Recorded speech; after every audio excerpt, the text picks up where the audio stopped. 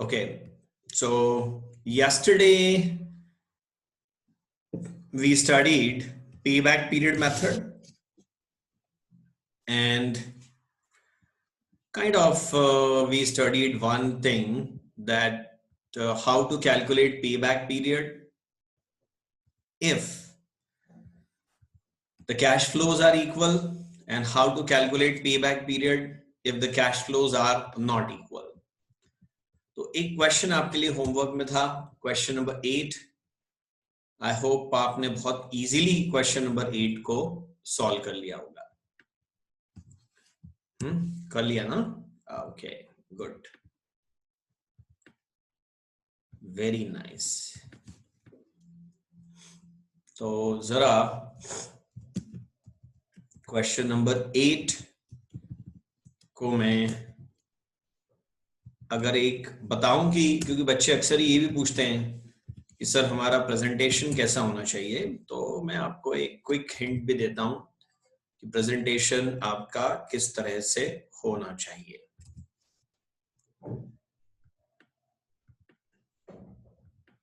Look here. तो question number 8 में आपके पास दो मशीन्स है, एक M और एक N. There is machine M, there is machine N, और what should I say कि इसमें जो मशीन्स में एक तो वेजेस सेविंग है और दूसरा क्या सेविंग हो रही है इसमें, रॉ मटेरियल. रॉ मटेरियल की सेविंग है 500 और 800 रुपए.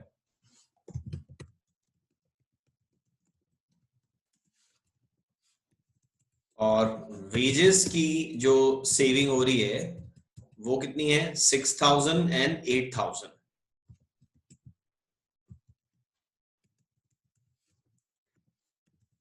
अच्छा, फिर कॉस्ट के नाम पे क्या लग रहा है?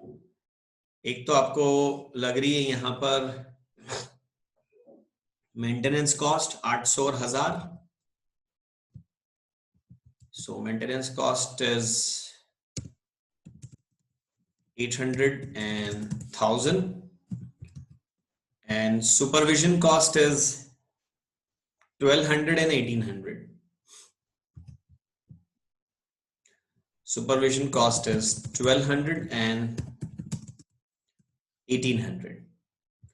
और इनिशियल इन्वेस्टमेंट जो इसमें हुआ वो था 9000 and 18000.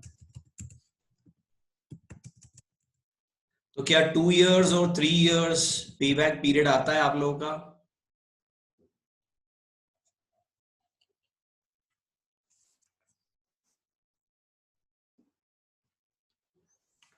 Okay, Meenal is asking कि सर डेप्रिसिएशन क्यों नहीं लिया? क्योंकि बेटा इस क्वेश्चन में इग्नोर टैक्सेशन लिखा है. इग्नोर टैक्सेशन नहीं भी लिखा होता तो भी हम इग्नोर टैक्सेशन ही करते हैं, क्योंकि टैक्स रेट तो गिवन नहीं है ना. तो अगर टैक्स रेट गिवन नहीं है तो आप अज्यूम नहीं करोगे, आप इग्नोर कर दोगे उसको. Okay, very nice. चलिए नेक्स्ट. अरे मैं कल ढूंढ रहा था कि एक क्वेश्चन और कौन सा होमवर्क में दूं और मुझे दिखाई नहीं क्वेश्चन. क्वेश्चन नंबर 9 जो है वो भी पेबैक पीरियड का ही है. तो क्वेश्चन नंबर 9 में आपको अभी बता देता हूं. This is for your homework. This is very simple question. अच्छा, क्वेश्चन 9 तो कल हमने क्लास में कर लिया था. I am sorry. हाँ. तो एक काम करते हैं, फिर हम क्वेश्चन 11 देखते हैं. क्वेश्चन 11 क्या बोलता है? Solve question 9 by discounted payback period method. है ना, ये थोड़ा सा टाइपिंग एरर हो गई यहाँ पे. क्वेश्चन 11 कहना चाह रहा है solve question 9 by discounted payback period method. आपको याद है ना, हमने कहा था पेबैक पीरियड मेथड के दो एडवांटेज है, easy to understand, simple to calculate, and it considers risk also. फिर डिसएडवांटेज में हमने कहा था it does not consider time value of money and it does not consider cash flows accruing after the payback period. तो time value of money को consider करने के लिए तो डिस्काउंटेड पेबैक पीरियड मेथड हम लेकर के आ गए. अभी डिस्काउंटेड पेबैक पीरियड मेथड क्या है, तो वो हम क्वेश्चन 9 को दोबारा सॉल्व करते हैं. और अब की बार हम उसको सॉल्व करेंगे discounted pay back period method से। If discounting rate is 10% per annum. थोड़ा सा करेक्शन कर लेना बेटा। Question says that solve question 9 by discounted payback period method if discounting rate is 10% per annum। ठीक है, चलिए तो सॉल्व करते हैं हम लोग। ये था क्वेश्चन नंबर 9। इसमें से कुछ डेटा हम बोरो कर लेंगे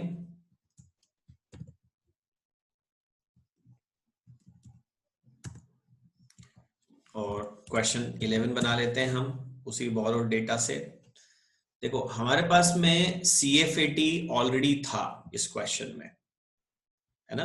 और CFAT जो था वो 79, 79, 66, 66 और 40,000 था।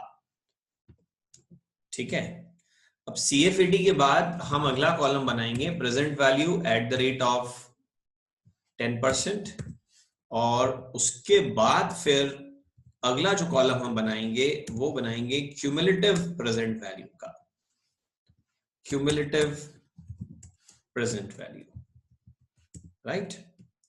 तो चलो पहले हम प्रेजेंट वैल्यू निकालते हैं। इस तरह का एक फॉर्मेट रेडी रखो बेटा और उसमें निकालो present value at the rate of 10%। Calculator short tricks मैंने आपको सिखाई है, उसको यूज करो। use the calculator short tricks I have already told you।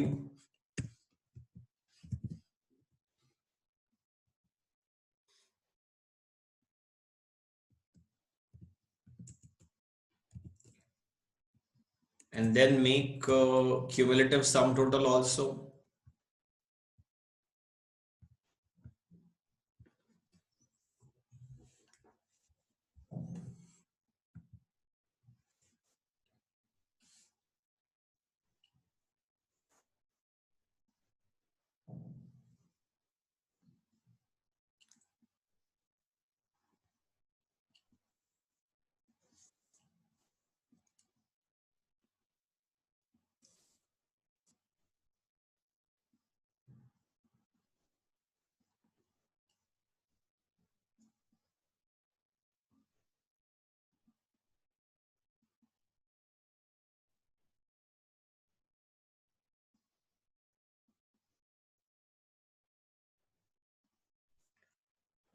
I hope okay, very nice. नहीं बेटा, हाँ बहुत मेहनत का काम है यहाँ पे टाइप करना प्रेजेंट वैल्यू, वो आप रहने दो, मैं टाइप करता हूँ और आप यस नो कह दो बस।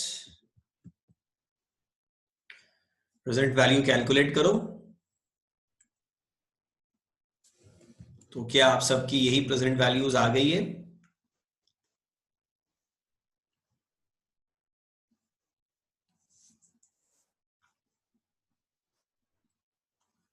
Very nice. So now the next task is to calculate cumulative present value.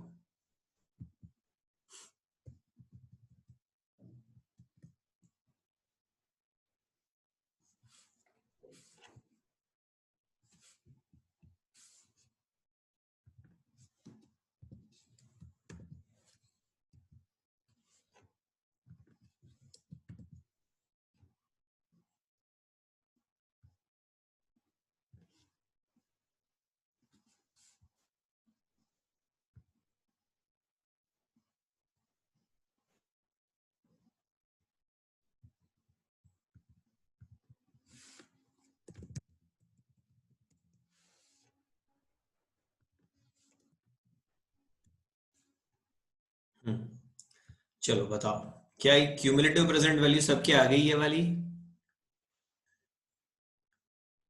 Yes और no?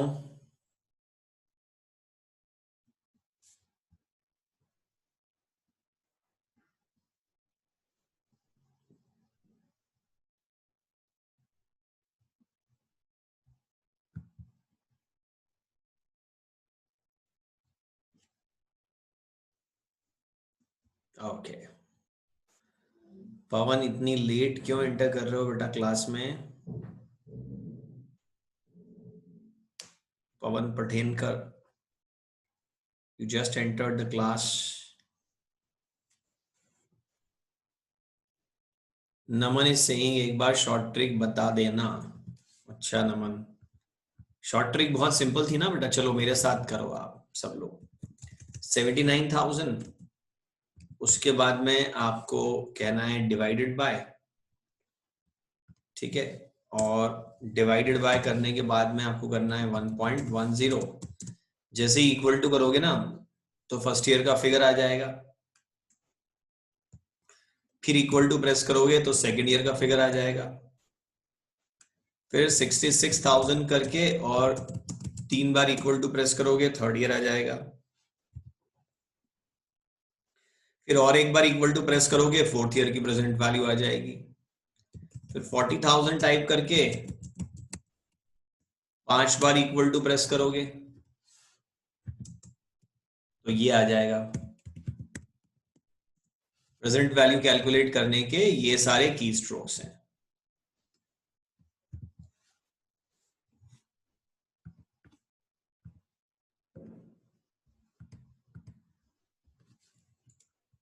Okay Naman.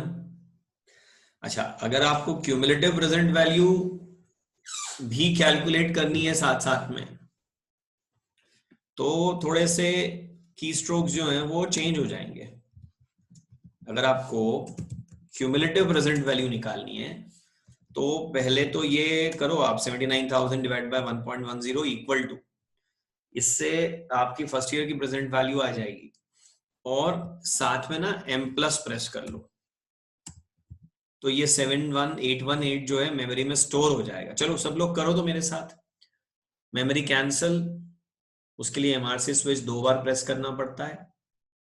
Calculator on, 79,000 divide by 1.10 equal to m plus. बताओ अभी कैलकुलेटर की स्क्रीन पे क्या दिख रहा है आपको?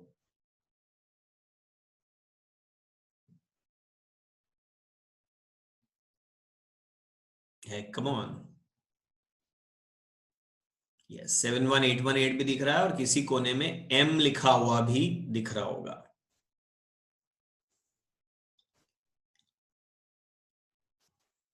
है ना? चलो नाइस। अब क्या करते हैं हम, अब क्या लकीली सेकेंड ईयर का अमाउंट भी ना सेम है, तो और एक इक्वल टू प्रेस करो और m प्लस कर लो, और एक इक्वल टू प्रेस करो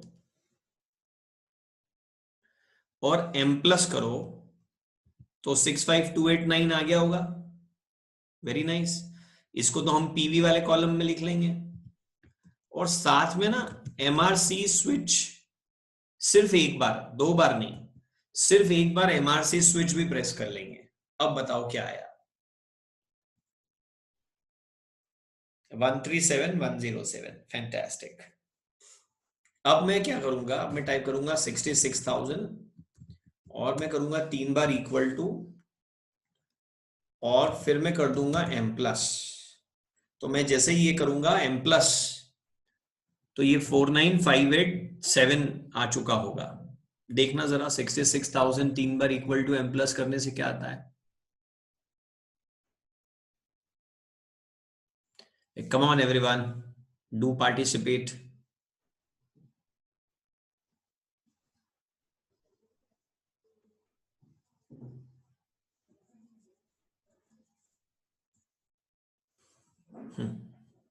ठीक है, अब क्या करना है अपने को, उसके बाद में MRC स्विच प्रेस कर देंगे। तो बताओ क्या आ गया?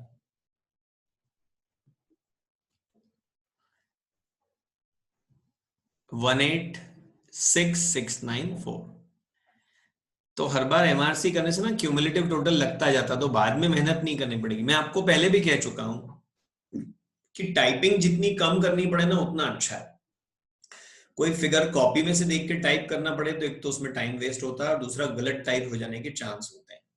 rather देन जो फिगर स्क्रीन पे दिख रहा है उसी को यूज करके आगे बढ़ते जाएं तो हमको फिगर का इनपुट नहीं देना पड़ेगा, तो टाइम भी बचेगा और गलती होने के चांस भी कम हो जाएंगे। अब 66,000 और 4 बार इक्वल टू, ये करना पड़ेगा। 66,000 और 4 बार इक्वल टू और m प्लस, बताओ कितना आ रहा है?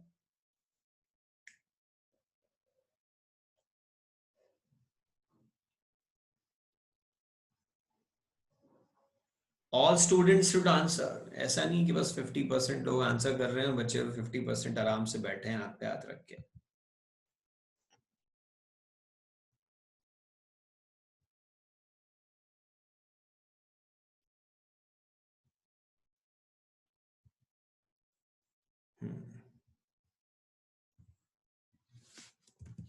उसके बाद एमआरसी कर लेते हैं।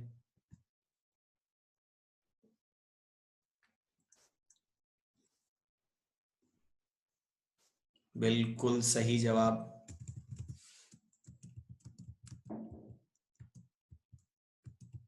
फिर ना 40,000 टाइप करके 5 बार इक्वल टू कर लेते हैं और m प्लस कर लेते हैं।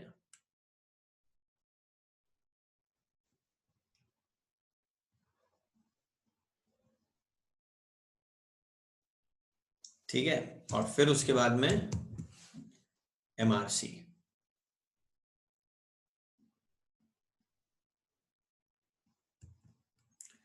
तो ये बेटा जो बार बार एमआरसी हम करते जा रहे हैं ना, इसमें अपने को इस पूरे में देखो जो फिगर्स आपने टाइप करे ना, वो इजी वाले फिगर्स टाइप करे, 79, 66, 66 और 40।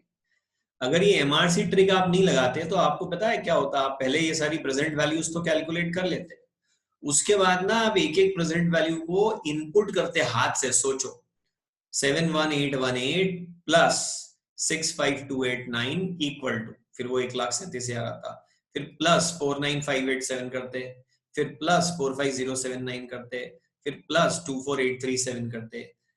बताओ आप लोगों ने क्यूमुलेटिव प्रेजेंट वैल्यू क्या एमआरसी करके की थी मेरे बताने के पहले, या ऐड करी थी एक एक?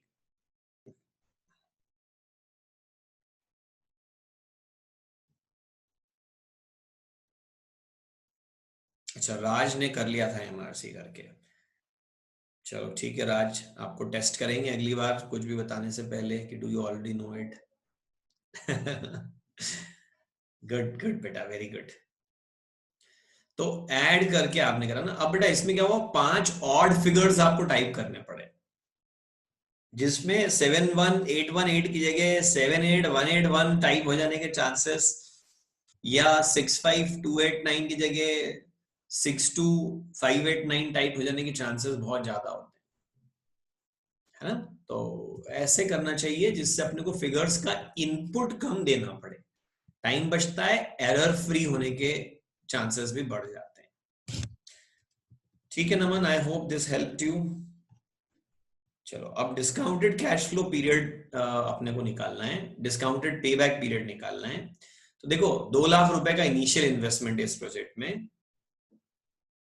नमन is saying sir MRC direct आखिरी में भी तो कर सकते हैं। नमन तो फिर आपको सिर्फ 2,56,000 का फिगर मिलेगा। ये 4 फिगर, स्पेशली ये 3 फिगर जो हैं, ये आपको नहीं मिलेंगे अगर डायरेक्ट लास्ट में एमआरसी करा तो। हमको तो क्यूमुलेटिव टोटल चाहिए ना, ग्रैंड टोटल थोड़ी चाहिए। तो अब समझो हमको 2 लाख रुपए हमने बिजनेस में लगाए थे, और पहले साल 71818 रिकवर हुए, 2 साल में मिला के 1,37,000 रिकवर हो गए, मतलब 2 लाख पूरे नहीं हुए। थर्ड ईयर में आके 1,86,000 रिकवर हो गए, तब भी 2 लाख पूरे नहीं हुए। फोर्थ ईयर में आके ना 2,31,000 आ गया, मतलब 2 लाख से ज्यादा रिकवर हो गए। तो कैन यू टेल मी कि डिस्काउंटेड पे बैक पीरियड कौन से 2 इयर्स के बीच में है?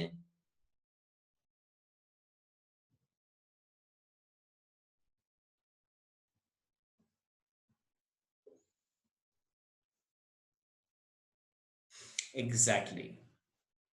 बस तो पे बैक जैसे ही फंडा यहां भी लगाएंगे कि 3 इयर्स प्लस हमारे हो गए 3 साल में 1,866,994, तो कोई 13,000 रुपए वसूल होना बाकी है, और चौथे साल में हम कमा रहे हैं 45,079।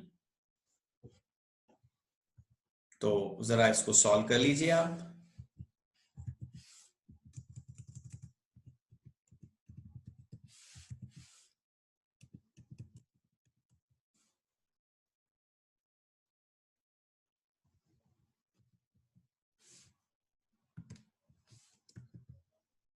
2.295 यानी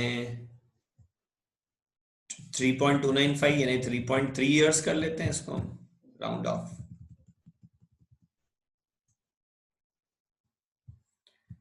सो 3 इयर्स 4 मंथ्स भी कह सकते हो टेंटेटिवली।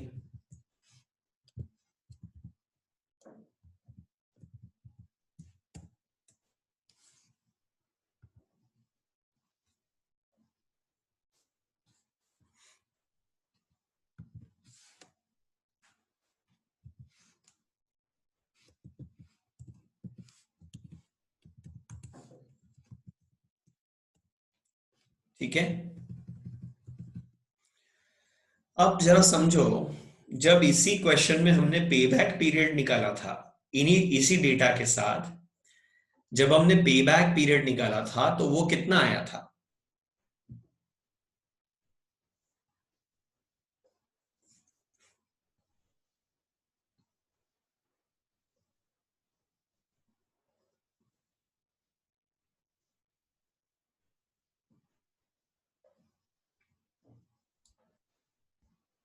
2.64 इयर्स था, बिल्कुल सही।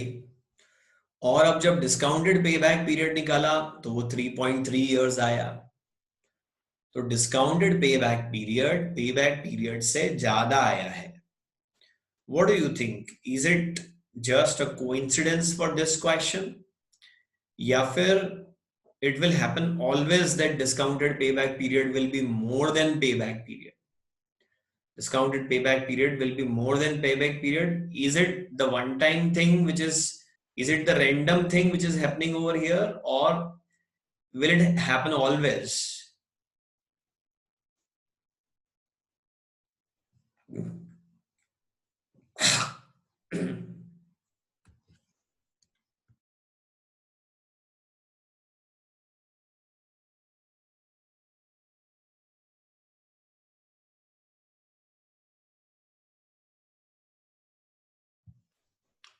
Yes, it will happen always, क्योंकि जो प्रेजेंट वैल्यू है ना बेटा, वो हमेशा कम होगी, तो डिस्काउंटेड पे बैक पीरियड हमेशा ज्यादा होगा। तो चलो एक इंटरप्रिटेशन आप इसका लिखो।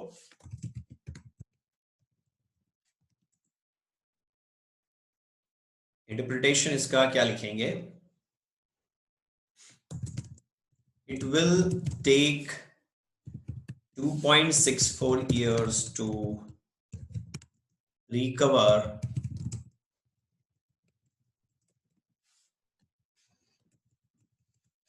initial investment of rupees 2 lakh। लिखिए, ये आपको नोट करना है। It will take 2.64 years to recover initial investment of rupees 2 lakh. But it will take 3.3 years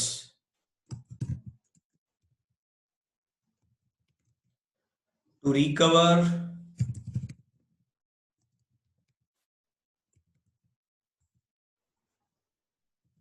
initial investment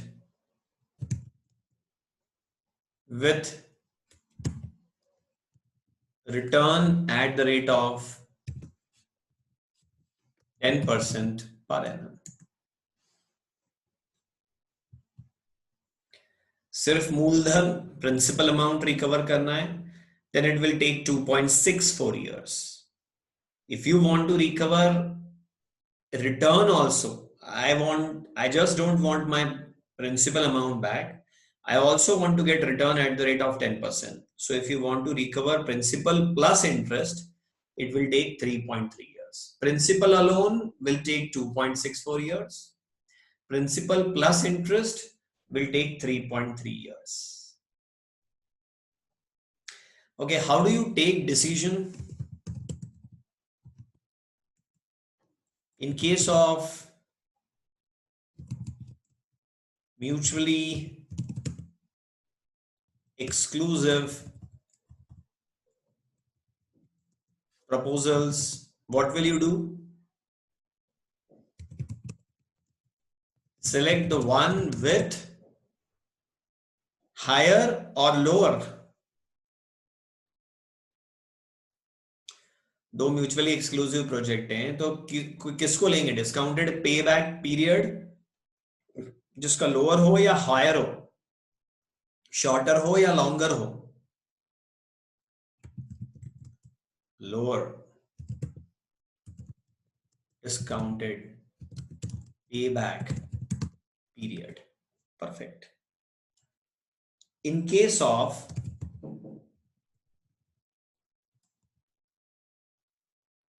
independent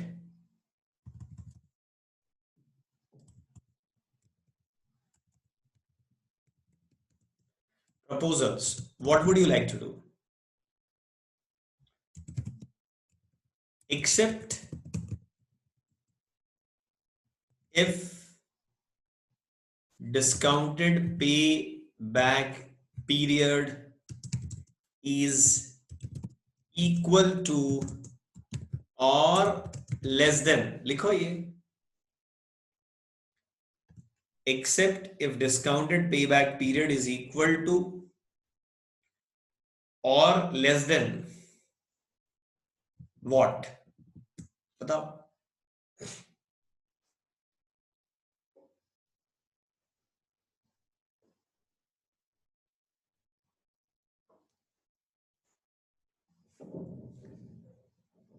Cut off, exactly.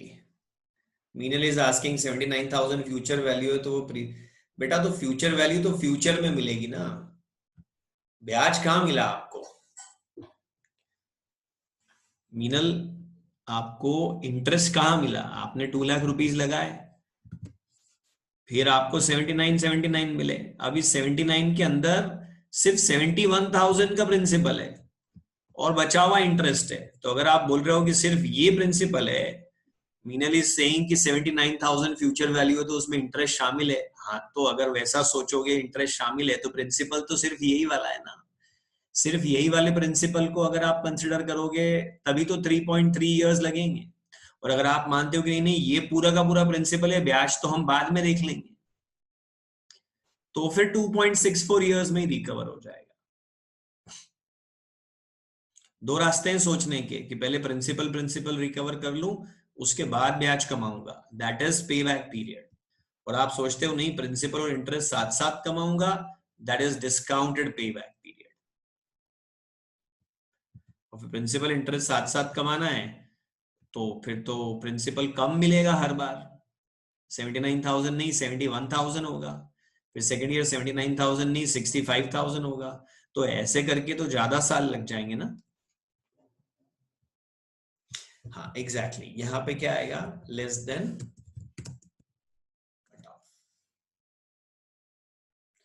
एक और बड़ी ब्यूटीफुल थिंग मैं आपको बताता हूं, आपने पता नहीं ऐसे सोचा है कि नहीं. बताओ राज, मान लो मैं इस क्वेश्चन में कोई कट ऑफ भी ना दूं आपको और कहूं कि डिसीजन दो, एक्सेप्ट और रिजेक्ट दिस प्रपोजल, तो आप बताओ आप क्या करोगे, और साथ में रीजन भी बताना कि ऐसा क्यों करोगे. ये एक इंडिपेंडेंट प्रपोजल है. सर आपको कैसे पता? क्योंकि दूसरा कोई प्रपोजल है ही नहीं. So this is one single independent proposal. Cutoff is not given in the question. Discounted payback period is 3.3 years. Should I accept this proposal or reject it, or can't say?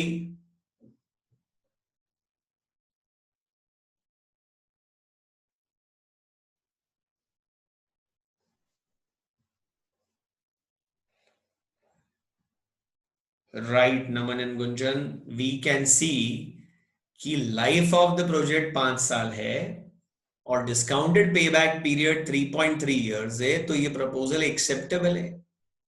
पता है क्यों? क्योंकि 3.3 years में principal भी recover हो गया, interest भी recover हो गया, सब कुछ वसूल हो गया, उसके बाद भी 1.7 इयर्स की लाइफ बच गई.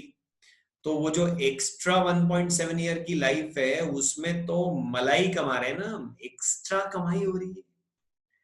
वहां तो हम अपनी जरूरत से भी ज्यादा कमा रहे हैं. तो इसीलिए ये प्रपोजल क्या हो सकता है? एक्सेप्ट हो सकता है. ऐसा टेक्स्ट बुक्स में नहीं लिखा है, और कॉपी चेकर या पेपर सेटर को तो उतना ही आता है जितना टेक्स्ट बुक में लिखा है। तो एग्जाम में इस बात को लिखने से बचना। और if discounted payback period is less than life of the project, we can accept it.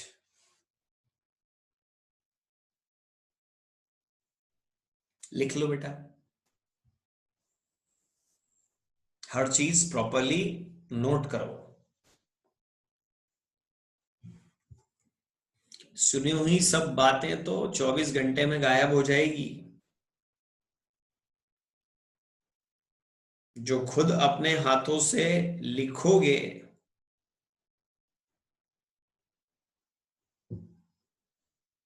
वही साथ में रहेगा आपके, बाकी सब तो साथ छोड़ के चला जाएगा।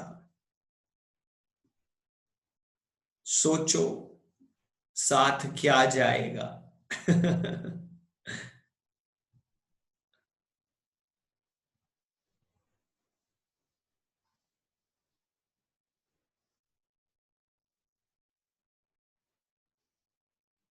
सोचो साथ क्या जाएगा, लिखा हुआ। वाह, चलो रे, आ जाओ। इस शानदार पीजे के बाद हाँ तो गुंजन, नॉलेज तभी साथ जाएगा ना जब वो याद रहेगा।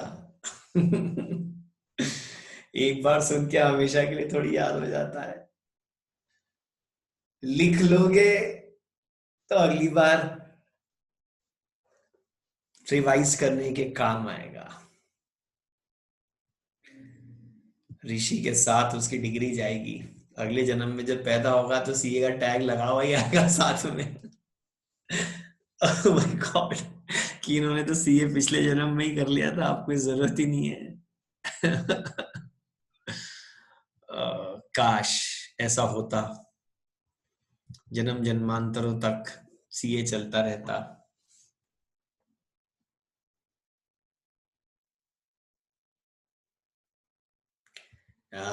सर सॉन्ग तो याद हो जाते हैं, बिल्कुल सही कहा आपने।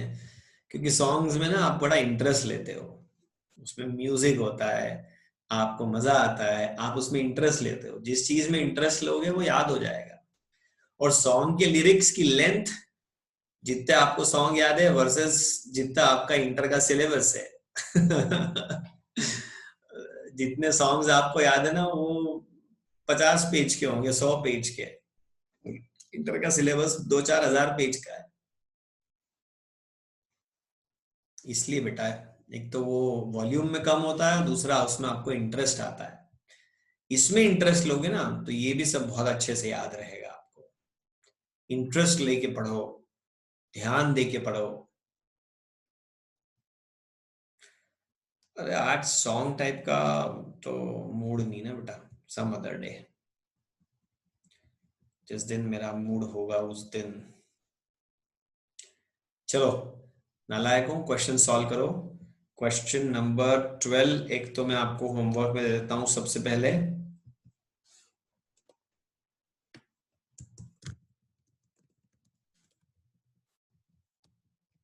मार्क करो क्वेश्चन 12 को एज होमवर्क।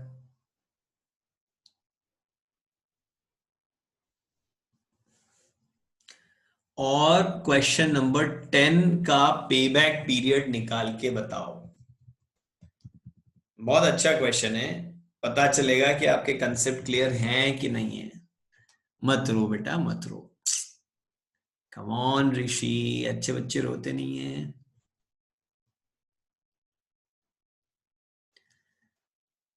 हंसते हंसते कट जाए रस्ते, जिंदगी यूं ही चलती रहे, खुशी मिले या गम बदलेंगे ना हम, दुनिया चाहे बदलती रहे।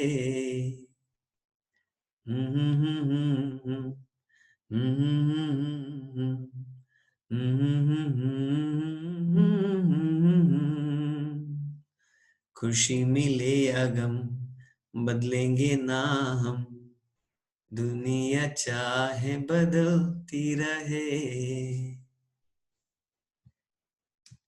Okay,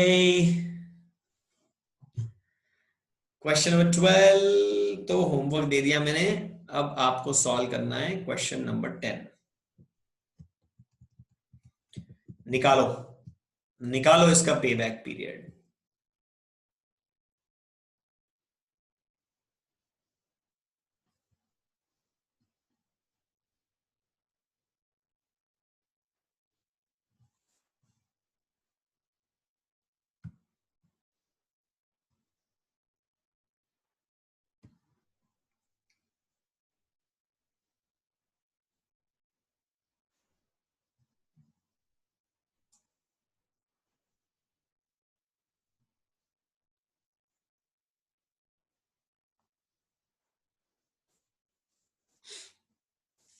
Come on, try to solve it.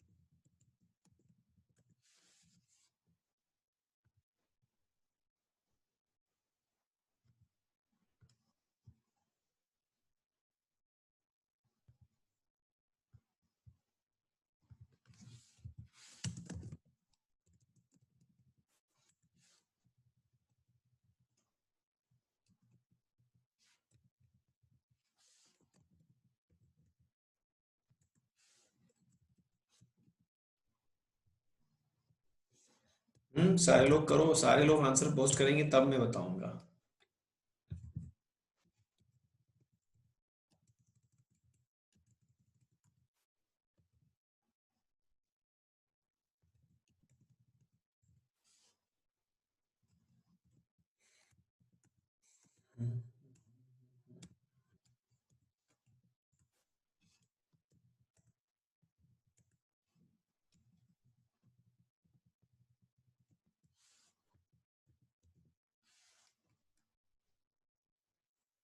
Rishabh and Rishi are saying 3 years.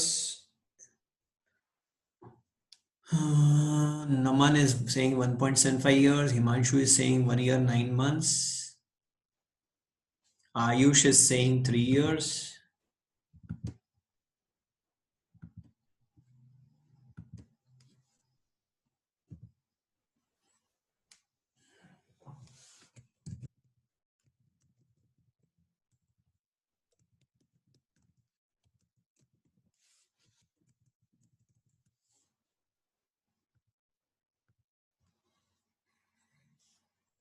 Do we have repeaters also in this batch? मतलब जिन्होंने FM पहले एक बार पढ़ा हो और अभी दोबारा पढ़ रहे हो? Say yes if you are repeating it.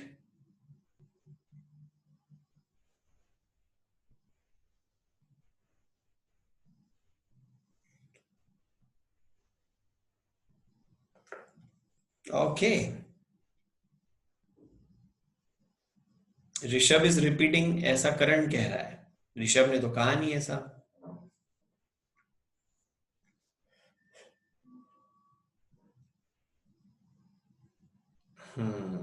जलता है ये करण, जलता है ऋषभ से, इसलिए ऋषभ ने जब फटाफट आंसर दिया ना तो इसके तन बदन में आग लग गई बुरी तरह से, और ये बोल रहा है सर ये रिपीटर है, बदनाम कर रहा है, जस्ट लाइक सरकार किसानों को कर रही है। ओ माय गॉड, झूठा कहीं का। आ, हम्म, हम्म। चलो देखें पे बैक पीरियड कितना रहा है। मुझे बहुत अच्छा लगा कि मेजोरिटी ने आंसर 3 इयर्स दिया है, मेजोरिटी इज करेक्ट। पे back period here is actually 3 years.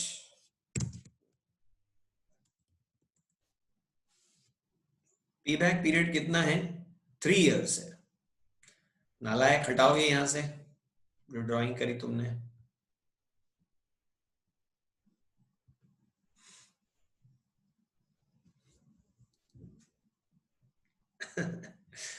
तो अब देखो आप, पे बैक पीरियड 3 इयर्स कैसे है कि सबसे पहले 30,000 रुपीज जो है फर्स्ट ईयर में रिकवर हो गए। सेकेंड ईयर आते आते, अच्छा एक मिनट समझो, ये 30,000 रुपीज ना एक झटके में फर्स्ट ईयर एंड पे नहीं आए होंगे। इस 30,000 को अगर मैं 2 से डिवाइड कर दूं तो पहले 6 महीनों में 15,000 कमाए होंगे, फिर अगले 6 महीने में फिर 15,000 कमाए होंगे। तो ऐसे करके फर्स्ट ईयर एंड पे 30 हुए होंगे। या यूं करो, 30,000 डिवाइड बाय 12 करो, कितना आया बोलो? 30,000 डिवाइड बाय 12,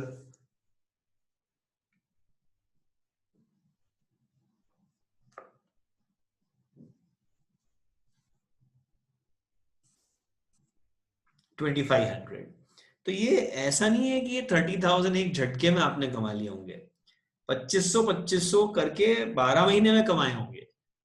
तो फर्स्ट मंथ एंड पे जाके आपके 2,500 वसूल हो गए, सेकेंड मंथ एंड पे जाके आपके 5,000 रुपए वसूल हो गए, थर्ड मंथ में 7,500, ऐसे 12th मंथ के एंड तक जाते जाते 30,000 रिकवर हुए होंगे। I just want to simply give you one message that this is the annual cash flow. This is the annual cash flow, and this does not happen at the end of the year. It happens throughout the year. ये हर महीने हर दिन बराबर बराबर amount कमाया होगा। तो first year and पे मेरे पास 30,000 हो गए, सेकेंड ईयर एंड पे 70,000 हो गए। अच्छा एक बात बताओ, 2.5 years में कितना अमाउंट रिकवर हो चुका होगा? लाइक सेकेंड ईयर एंड पे तो 70,000 हुआ, 2.5 year में कितना अमाउंट रिकवर हो गया होगा इन टोटल? बताओ। 80,000, करेक्ट। क्योंकि 2 ईयर एंड तक 70,000 हो गया। अब थर्ड ईयर में कितना आना है? 20,000। तो ये 20,000 एक साथ तो आएगा नहीं, धीरे धीरे आएगा। तो आधे साल में 10,000, फिर आधे साल में 10,000। तो 2.5 year में जाकर के 80,000 रिकवर हो गया। फिर थर्ड ईयर के एंड पे जाकर के और 90,000 रिकवर हो गया। अब ये जो सेल्वेज वैल्यू है ना 40,000 की, आप क्या कहते हैं उसके बारे में? क्या ये भी अक्रू इवनली हुई होगी थ्रू आउट द ईयर, या फिर ये at the end of third year lump sum आई होगी? Is it the lump sum amount at the end of third year, और is will it accrue evenly throughout third year? Third year में हर महीने थोड़ी थोड़ी सेल्वेज वैल्यू मिली होगी, हर महीने थोड़ी थोड़ी, या लंपसम?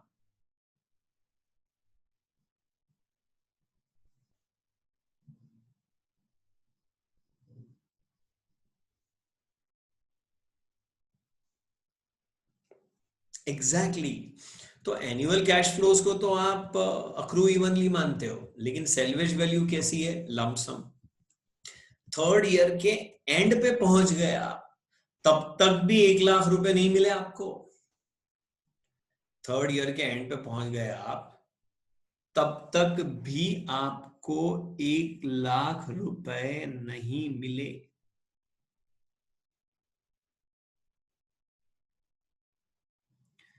लेकिन जैसे ही आप एक कदम आगे बढ़े तो 40,000 धड़ाम से मिल गए। यहाँ पे भी आपको 10,000 रुपए शॉर्ट पड़ रहे थे इनिशियल अमाउंट रिकवर करने में, और वो 10,000 रुपए आपको कहाँ से मिले हैं? सेल्वेज वैल्यू से मिले हैं। और सेल्वेज वैल्यू से मिले हैं मतलब आप प्रोजेक्ट की लाइफ के एंड में ऑलरेडी पहुंच चुके हो। तो आप ऐसा एक नोट लिख सकते हो, if if terminal cash flow, better ऐसे, इफ टर्मिनल कैश फ्लो, ये जो, एक सेकंड, ये जो 30, 40, 20 था ना बेटा, ये तो एनुअल कैश फ्लो था, लेकिन ये जो 40,000 है ये टर्मिनल कैश फ्लो है, एट द एंड है। If terminal cash flow is used to recover initial investment,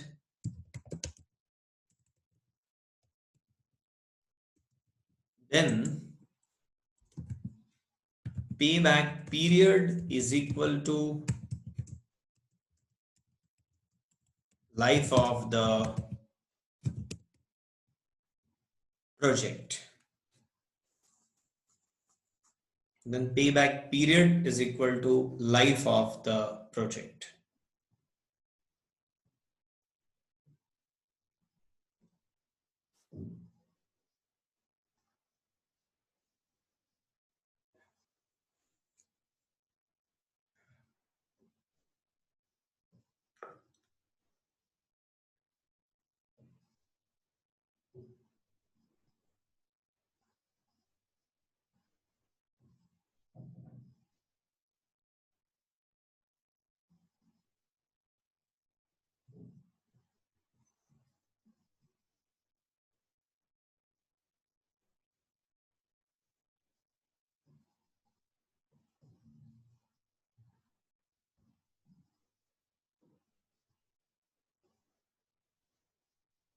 okay, चलो अब इसका डिस्काउंटेड पेबैक पीरियड निकालो।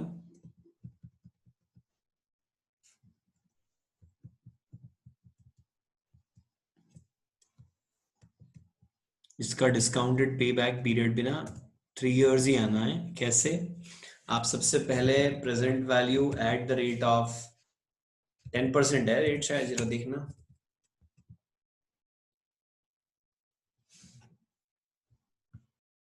8% है।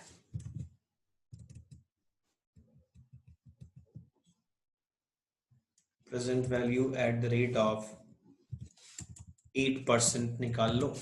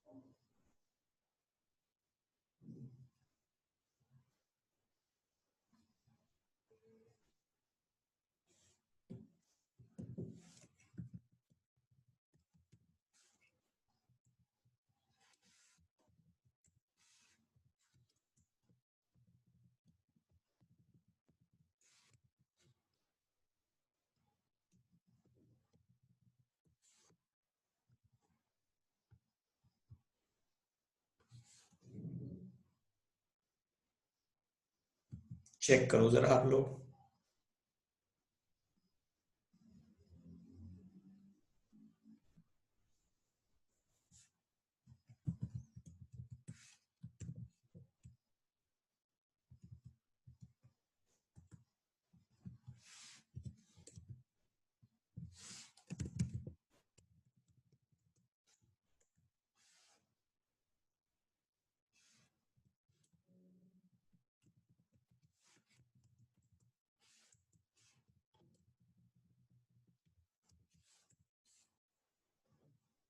और निकालो डिस्काउंटेड पेबैक पीरियड।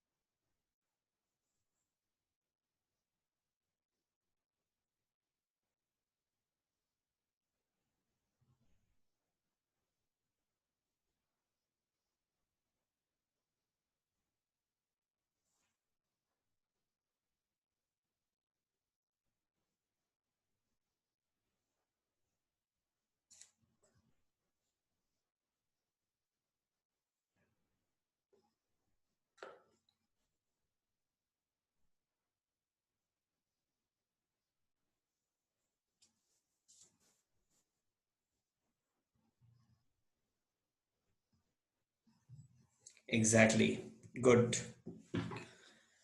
तो ये जरा डिफरेंट क्वेश्चन था, अच्छा क्वेश्चन था। डिसीजन मेकिंग के लिए हमको यहाँ कुछ कहा नहीं है और उस लाइक डेटा भी नहीं दिया है, तो एक्चुअली डिसीजन हम लेना भी नहीं चाहेंगे। ठीक है, तो अब क्वेश्चन नंबर 12 हमने ऑलरेडी होमवर्क मार्क कर लिया है। इसमें आपको डिस्काउंटेड पे बैक पीरियड निकालना है दोनों प्रोजेक्ट्स का, एक्स और वाई। गुंजन, आपको स्क्रीन पे क्यों चाहिए क्वेश्चन 12 बार बार?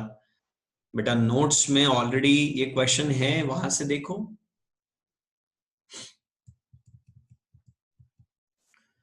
चलिए, तो पे बैक पीरियड मेथड हमने पढ़ा, discounted pay back period method पढ़ा। अगर आपको लॉगिन में इश्यू आ रहा है तो आप अजमेर भैया से कनेक्ट करिए, उनका नंबर अपने होमवर्क ग्रुप पर मिल जाएगा आपको।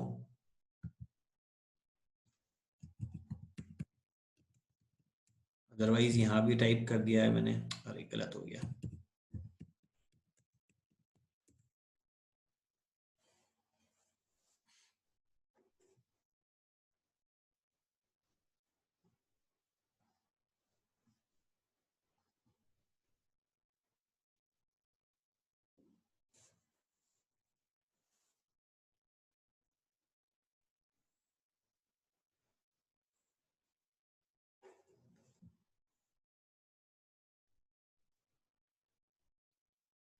चलिए जी, तो अब हम पढ़ते हैं next method, which is the most important method, named as net present value method. बहुत सिंपल मेथड है यार। डिस्काउंटेड पेबैक पीरियड मेथड में आपने क्या करा, सारे कैश फ्लोज की डिस्काउंटिंग करी और उसका क्यूमुलेटिव टोटल लगाया। यहाँ एनपीवी में ऐसा करने की जरूरत नहीं है। एनपीवी बहुत सिंपल सा एक मेथड है जो ये कहता है कि अगर आप एक बिजनेस स्टार्ट करने जा रहे हैं तो आप ये देखिए कि इस बिजनेस में आपकी जेब से कब कब कितना कितना पैसा लगेगा और कब कब कितना कितना पैसा वापस मिलेगा। जो लगेगा दैट इज आउटफ्लो, जो मिलेगा that is inflow. So make total of inflows and then deduct total of outflows. Inflow minus outflow कर दीजिए, तो इनफ्लो माइनस आउटफ्लो करने से जो भी पैसा आपके पास बचेगा, अगर नेट इनफ्लो आ गया मतलब ये बिजनेस प्रपोजल अच्छा है, हमको इसको एक्सेप्ट कर लेना चाहिए, इनफ्लोज ज्यादा हैं एज कंपेयर टू आउटफ्लो। और अगर आउटफ्लोज ज्यादा हैं और नेट नेगेटिव कैश फ्लो आ जाए तो इस बिजनेस प्रपोजल को रिजेक्ट कर दीजिए। तो अब समझो जरा इस बात को कि डायरेक्टली इनफ्लोज ऐड करके और डायरेक्टली आउटफ्लोज उसमें से माइनस नहीं करेंगे। We will not do inflow minus outflow, we will do present value of inflows minus present value of outflows, and that will be named as net present value। है ना, कितना simple, net present value. सारे inflows पता करिए, उनकी present value निकाल लीजिए, सारे आउटफ्लोज पता करिए, उनकी प्रेजेंट वैल्यू निकाल लीजिए। क्योंकि कैश फ्लोज का बेयर टोटल करना तो ठीक बात नहीं है, उनकी प्रेजेंट वैल्यूज का ही टोटल लगाया जा सकता है। फिर present value of inflow minus present value of outflow is equal to net present value. अगर नेट प्रेजेंट वैल्यू पॉजिटिव आए मतलब inflows are more than outflows, so accept the proposal. अगर नेट प्रेजेंट वैल्यू नेगेटिव आए मतलब outflows are more than inflows, so in that case you should reject the proposal। okay, तो ऐसे steps लिखने के लिए लिख सकते हैं कि पहले इनिशियल कैश फ्लो क्या है वो पता करो, वो तो क्वेश्चन में अक्सर ही दिया हुआ होता है। फिर एनुअल कैश फ्लोज एस्टिमेट करो, वो सेल्स से लेके सीएफएटी तक का कैलकुलेशन। फिर टर्मिनल कैश फ्लो एस्टिमेट करो, वो भी मोस्टली क्वेश्चन में दिया होता है ना कि लास्ट में सेल्वेज वैल्यू नील है कि लास्ट में सेल्वेज वैल्यू 50,000 है। Estimate other cash flow, initial annual terminal के अलावा कुछ और होता है तो वो भी देख लो। कुल मिला के इन 4 स्टेप में ये बोला कि सारे कैश फ्लोस की present value, I am sorry, सारे कैश फ्लोस को एस्टिमेट कर लो। फिर अब हम निकालेंगे प्रेजेंट वैल्यू। अच्छा चलो, मैं आपको एक छोटा सा क्वेश्चन देता हूं, आपको सिर्फ एडिशन करना है, 3 फिगर्स का टोटल लगाना है और मुझे आंसर बताना है, ठीक है? फास्टेस्ट फिंगर फर्स्ट, देखते हैं कि सबसे पहले आंसर कौन देता है और टॉप 5 पीपल कौन है आंसर देने वाले। Ready? Okay. 5,000 rupees, 5,000 kilometers, 5,000 liters. Give me total. Come on, quick. 5,000, 5,000, 5,000 rupees, kilometer, liter.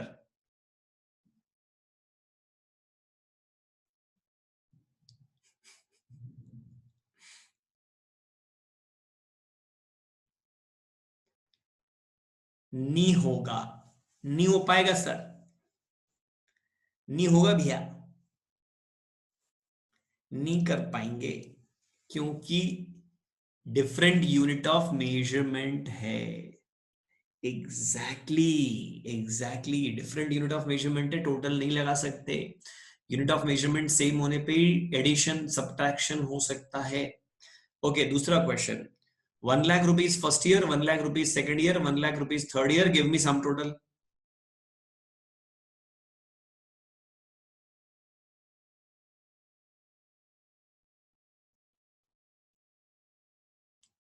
It was a trap and you are caught. Again sum total नहीं हो सकता क्योंकि यूनिट ऑफ मेजरमेंट अलग है। 1 लाख रुपीज तो रुपीज यूनिट ऑफ मेजरमेंट नहीं है। 1 lakh rupees of first year, rupees of first year, ये है यूनिट ऑफ मेजरमेंट। फिर 1 lakh rupees of second year, ये है यूनिट ऑफ मेजरमेंट। फिर 1 lakh rupees of third year, ये है यूनिट ऑफ मेजरमेंट। तो जब तक ये सब रुपीज ऑफ 0 ईयर ना हो जाए तब तक इनका टोटल नहीं लग सकता।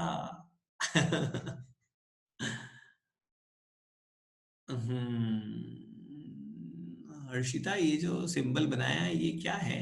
शंख है ये, जो मंदिर में बजाते हैं वो वाला? हम्म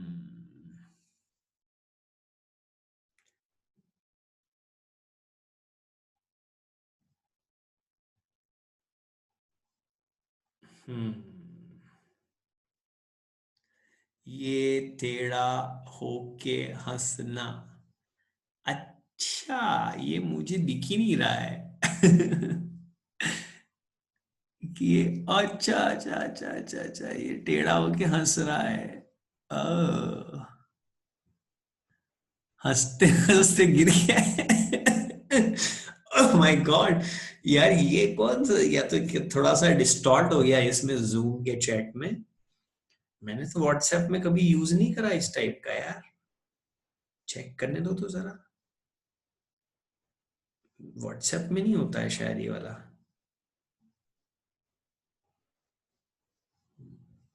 होता है? अच्छा, अरे समझ गया मैं, हाँ हाँ हाँ हाँ, ये यहाँ डिस्टॉर्ट हो गया, समझ गया मैं, टेढ़ा होके हंस रहा है। गॉट इट गॉट इट, यहाँ पे थोड़ा डिस्टॉर्ट हो गया है इस चैट बॉक्स में, यहाँ अच्छे से नहीं दिख रहा है।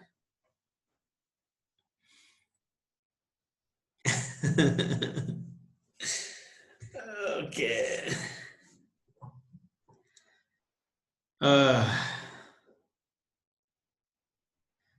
चलो, तो बेटा मैं आपको ये कह रहा था,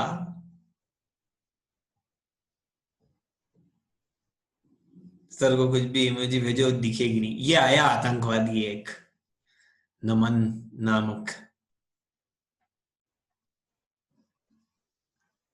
अ,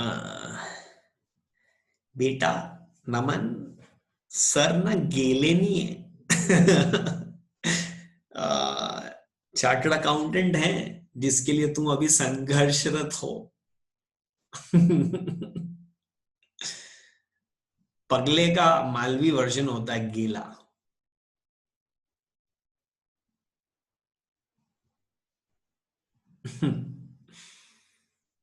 हम्म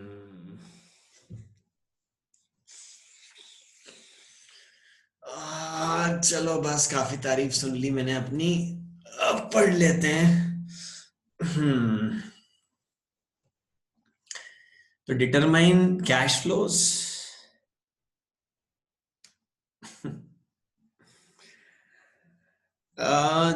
बेटा मैंने आपको बोला कि 1 लाख रुपए फर्स्ट ईयर, 1 लाख रुपए सेकंड ईयर, 1 लाख रुपए थर्ड ईयर, इसका आपस में आप टोटल नहीं लगा सकते। उसका कारण क्या है कि यूनिट ऑफ मेजरमेंट डिफरेंट है। इन सबको पहले 0 ईयर पे लाना पड़ेगा, या तो इन सबको थर्ड ईयर पे ले जाओ तो वो होगा फ्यूचर वैल्यू कैलकुलेशन, या आप इन सबको 0 ईयर पे ले आओ तो वो होगा प्रेजेंट वैल्यू कैलकुलेशन। तो 0 ईयर पे लेके आओगे तो वो होगा प्रेजेंट वैल्यू कैलकुलेशन। तो आप फर्स्ट 1 लाख 1 लाख की पहले प्रेजेंट वैल्यू निकालो तो वो आपस में ऐड करने के लायक होंगे, और फिर उसके बाद आप एडिशन सब्ट्रैक्शन कर पाओगे। तो यही हम कर रहे हैं स्टेप नंबर 5 में, calculate present value of all above cash flows. सबसे पहले तो आप ये देखो प्रोजेक्ट कितने साल चलेगा, फिर सारे साल के कैश फ्लोज निकालो। जो 0 ईयर पे होगा वो इनिशियल, जो लास्ट ईयर में होगा टर्मिनल, जो बीच में हर साल होता रहेगा वो एनुअल, और बीच में अचानक कुछ एक आध एक्स्ट्रा टपक पड़ा वो अदर कैश फ्लो। सारे कैश फ्लो पता कर लो, फिर उन कैश फ्लोज की प्रेजेंट वैल्यू निकालो। क्यों सर प्रेजेंट वैल्यू क्यों निकालें? अरे ताकि सबकी यूनिट ऑफ मेजरमेंट सेम हो जाए, ताकि सब एक प्लेटफॉर्म पर आ जाए, सब एक जगह पर इकट्ठे हो जाए। और जब इनकी प्रेजेंट वैल्यू निकाल लोगे तो अपने आप जो इनफ्लोज होंगे वो प्लस साइन के साथ होंगे, और जो आउटफ्लोज होंगे वो माइनस साइन के साथ होंगे। तो उन सबको आपस में नेट कर लेना, इनफ्लो माइनस आउटफ्लो करोगे तो आ जाएगी net present value. Terminal salvage value होता है लास्ट ईयर का। हाँ जी, टर्मिनल वैल्यू में एक तो सेल्वेज वैल्यू होती है, दूसरा वर्किंग कैपिटल आखिरी में रियलाइज होती है तो वो भी टर्मिनल कैश फ्लो में आएगा। तीसरा लास्ट ईयर में ये जो पुरानी मशीन बेचते हो अगर इसमें कोई कैपिटल गेन हो गया और उस पर टैक्स देना पड़ा तो वो भी टर्मिनल कैश फ्लो होगा। प्रोजेक्ट बंद करते समय लास्ट ईयर में जो वन टाइम कैश फ्लोज होंगे वो सब टर्मिनल कैश फ्लो कहलाएंगे। सेल्वेज वैल्यू उसी का एक हिस्सा है। हाँ जी बिल्कुल। अच्छा, अब एनपीवी निकालना ना निहायत ही आसान काम है। जैसे कि अगर मैं आपको कहूं कि जो क्वेश्चन नंबर 9 और 11 हमने सॉल्व किया, if somebody ask me to calculate NPV of question number 11, तो क्वेश्चन नंबर 11 में एक चीज आप नोटिस करो, और वो ये कि इनिशियल आउटफ्लो कितना था, जरा देख के बताओ।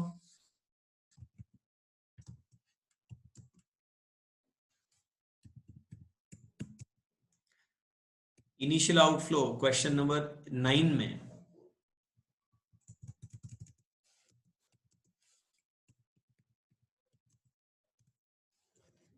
ये लो, ये एनपीवी निकल आई क्वेश्चन 9 की। 9 और 11 एक ही क्वेश्चन है, तो ये क्वेश्चन 9 की एनपीवी निकल आई। What is NPV? It is present value of inflows minus present value of outflows. तो ये रही इनफ्लोज की प्रेजेंट वैल्यू का टोटल। क्यूमुलेटिव करने की जरूरत नहीं है, आप सबकी प्रेजेंट वैल्यू निकाल लो पहले, और जो सारी प्रेजेंट वैल्यू निकल आए उन सबका लगा लो टोटल। इन पांचों का टोटल लगाओगे तो 2,56,610 रुपए आएगा। तो फ्यूचर में जितने भी इनफ्लोज होंगे उनकी प्रेजेंट वैल्यू का टोटल आ गया 2,56,610। इनिशियल आउटफ्लो 2 लाख, वो तो ऑलरेडी प्रेजेंट में ही है, 0 ईयर पर ही है, उसका और कुछ करने की जरूरत नहीं है। तो इस 2,56,610 में से आपने क्या करा, 2 लाख रुपए को कर दिया माइनस, और जैसे ही आपने माइनस करा तो 56,610 रुपए पॉजिटिव एनपीवी आ गई। और अगर एनपीवी पॉजिटिव होती है तो प्रपोजल एक्सेप्ट हो जाता है, और नेगेटिव होती है तो रिजेक्ट हो जाता है। आई रिपीट, आपको एक क्यूमुलेटिव कैश फ्लो का कॉलम बनाने की जरूरत नहीं है, आप डायरेक्टली यही टोटल लगा दोगे, बस सीधे यही टोटल लगा दो इस प्रेजेंट वैल्यू के कॉलम का ही, वो 2,56,610 आएगा ऐसे। और फिर इनफ्लो माइनस आउटफ्लो करोगे तो एनपीवी आ जाएगी। पॉजिटिव आए तो एक्सेप्ट क्योंकि मिल ज्यादा रहा है, और नेगेटिव आए तो रिजेक्ट क्योंकि लग ज्यादा रहा है। ठीक है, तो एनपीवी की बेटर अंडरस्टैंडिंग के लिए जो एक क्वेश्चन हमको करना है वो क्वेश्चन हम लोग अब कल करेंगे। ओके, होमवर्क में जो आपको मैंने दिया हुआ है वो है क्वेश्चन नंबर 12। ठीक है, एक ही है शायद ये सब मिला के, तो बेटा बहुत थोड़ा सा होमवर्क है, इसको कर लेना। एंड आई विल एडवाइज कि अब हम एनपीवी मेथड जैसे ही पढ़ेंगे तो थोड़ा एडवांस लेवल पे पहुंच जाएंगे, इसलिए जो अभी तक हमने पढ़ लिया है उसको एक बार प्रॉपरली रिवाइज कर लेना, सो दैट आगे आपको कोई भी चीज समझने में दिक्कत ना आए। My request is to make a revision today of FM so far, क्योंकि अब हम थोड़ा एडवांस लेवल पर आने वाले हैं और बेसिक स्ट्रांग नहीं होंगे तो आगे दिक्कत आएगी। ठीक है जी, तो कल मिलते हैं फिर से इसी समय पर 9:30 पर। All right then, thank you, see you, bye bye.